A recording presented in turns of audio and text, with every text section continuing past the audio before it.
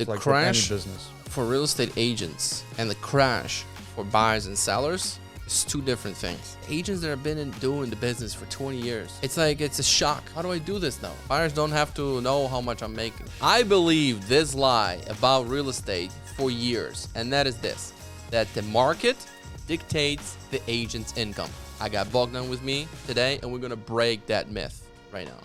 So Bogdan, does the market really dictate the real estate agent's income?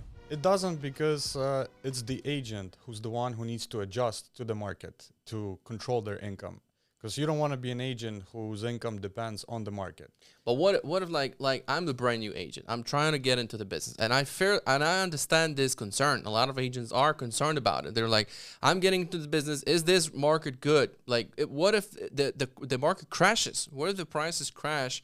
And the whole industry goes to, to whatever. Maybe it's not, if the prices drop, we could expect more buyers on the market.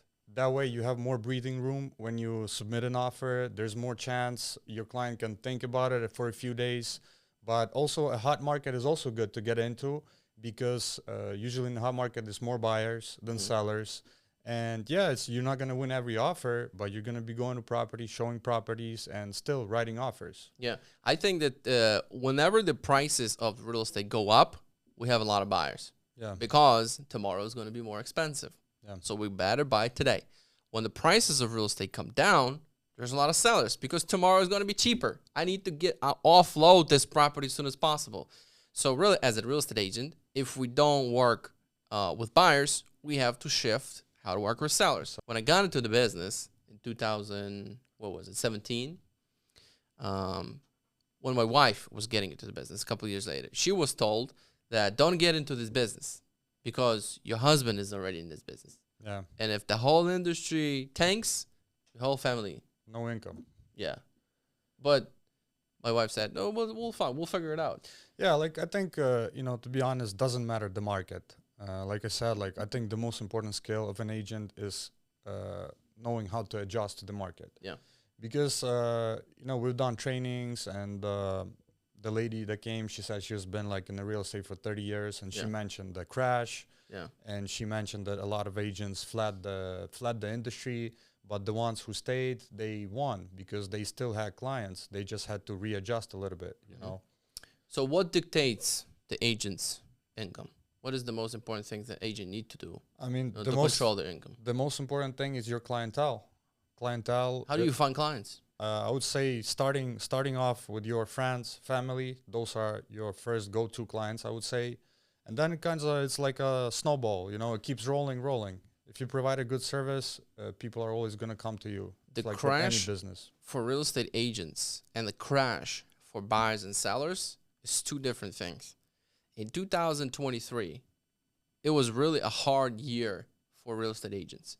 The amount of overall transactions went down, and the interest rates went up. Yeah. And so this was like a real recession for real estate agents. But a lot of real estate agents grew. Right. We have agents here who grew their production double. And a lot of real estate agents are coming out as a brand new agents. They don't even know any better. They're like, it's fine. I mean, I'll deal with whatever. When I started in 2017, I'm like, I remember two agents talking to each other. I'm like, how's the market? And he's like, yeah, it's good. And she's like, no, it's not good. I'm like, I don't even care. Like, I got one more client. It's one more than I had yesterday. So I don't give, I don't care what the difference is, on the market. So, it's different, because for home buyers, when the interest rates go up and the prices go up, it becomes harder. It's hard to afford. The affordability goes down. Yeah. Right now, it's like interest rates, taxes, insurance, prices, went up. and did I mention interest rates? I did. Yeah. So all these things. HOAs as well. HOAs went up. Labor for maintenance, and that's the reason why HOAs also went up, and then why insurance went up. The taxes, the prices and everything else. It's like it's harder and harder and harder for home buyers to buy, which is hard, And on top of that, right now it's a low inventory as well. So if you kind of think about it, it's hard to afford first of all, and second of all, it's hard to find something, and win that offer as well. Right. So inventory is important as well, because if there's not many properties on the market, you have a lot of people who are interested in the same property, And that's why we see the growth in prices. People start bidding each other over and the prices go up that way. Yeah. And so for a lot of agents that are a little bit longer in the business, they like to have listings, right? Everybody's talking about list to last. You got to have listings. If you don't have sellers and listings, you're unemployed, but nobody has told you that. That's the famous Mike Ferry's, quote. And so it depends on which market you're in, because like in 2008, right? There was listing all over the place. This house is for sale, this for sale, that for sale. You turn around the corner, for sale, nothing's selling, no buyers, no mortgages. You have to buy with cash, So at that moment, when you have a buyer, you're in control as a real estate agent. Right. Right now, we're in the opposite market. We're upside down. We got no inventory. Sellers market. We got a bunch of buyers. Yeah. So every single agent wants to have a listing. Everybody wants to have at least a seller to work and with. being a listing agent, I would say that's when you control your income even more, right? Because Of course. here I have this listing, I have that listing, I have a few more coming up. And with buyers, it's slightly different. You never know. People might start looking, and then after a couple of months, they change their mind because they cannot find anything, Yeah. And with listings, for sure, kind of, okay, this is what I could expect.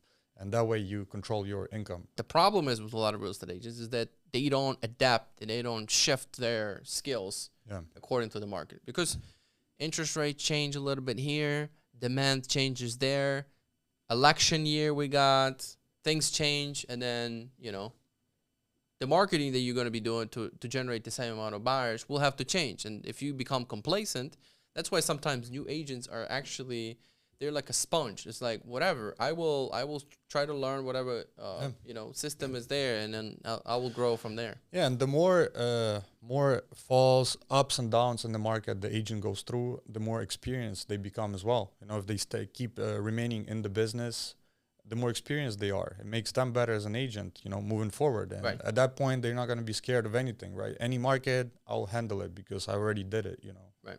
And one thing I remember I heard, the guy was showing that he has got like 1 million subscribers on YouTube, and he said, hard work is good, but what if you just work 1 week hard?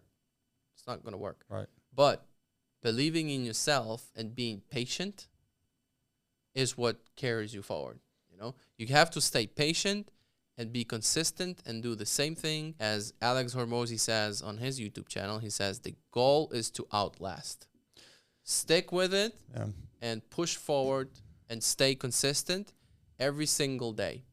And if something shifts and something changes, go with it. Don't go against the tide, and then don't try to beat the market. Yeah, because if you look at it, if something goes wrong in the market, let's say, right, and you decide to quit, you got to go somewhere else. And somewhere else, you start from the beginning, right? Right. So it's like a new industry. And then something goes wrong there. You jump the boat again. Yeah, and the whole life is jumping around. Yeah, and that's what we're talking about, like no consistency. Look, 2024, we got changes happening in the industry. Newer agents, they don't even know where to, like today we had an interview with one of the newer agents that are coming. She's like, I read about it, but I don't care. Like, I don't even know any better. But the agents that have been doing the business for 20 years, it's like, it's a shock. Mm-hmm. How do I do this now? How do I actually, talk to buyers now about the compensation? This was the topic that we should have never talked about. It was like, buyers don't have to know how much I'm making. I mean, Yeah, for newer agents, this is the new reality. So they kind of come into it already knowing that. For agents who've been in the business, they have to adapt. But a lot of agents going to quit. I think so too. Agents are going to quit because maybe the thought of talking to a client, explaining about the commission maybe scares them, but there's nothing wrong with that. It is what it is. We have to deal with it, and we'll see how it's going to be. Because we're salespeople at the end of the day. Negotiation, persuading, and, communication is what we do for a living. So being afraid of talking to our buyer clients about the fact that this is how much I make, and this is the agreement that we will finally have to have signed. And if that scares you away and you can't pull it out of yourself, then you have to maybe quitting is the option, because you have to really internalize it and look and see that there's nothing wrong about it. It's like everybody gets paid. If you hire anybody to work on your home, you know that they're gonna charge you. Of course. And they give you the contract before. Most of them will give you a contract before they start to work. You have some kind of And an you agreement. expect that contract, and you expect it to be signed. So the fact that we had this in the industry for that long is probably was doomed to be changed, and it's getting changed, and there's nothing wrong about it, and it's going to be the same for everyone. So it's not like your manager is asking you to do it, but the other companies don't do it, then why do I have to do it? It's like everybody has to do it. Yeah. So it's like it's the rules that we're going to be playing.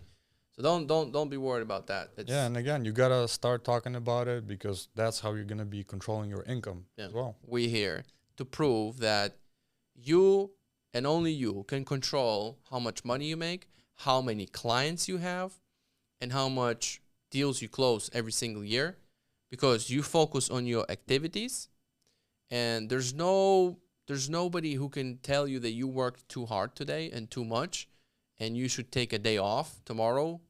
Like there's some industries that control how many hours you work. For example, truck driving. You can't work more than 11 hours in the truck. You have to sleep because you have to rest. Yeah, this But industry, what you put in, you get. You get out. And be no limit. patient. You gotta be patient because it's not working for everybody the same.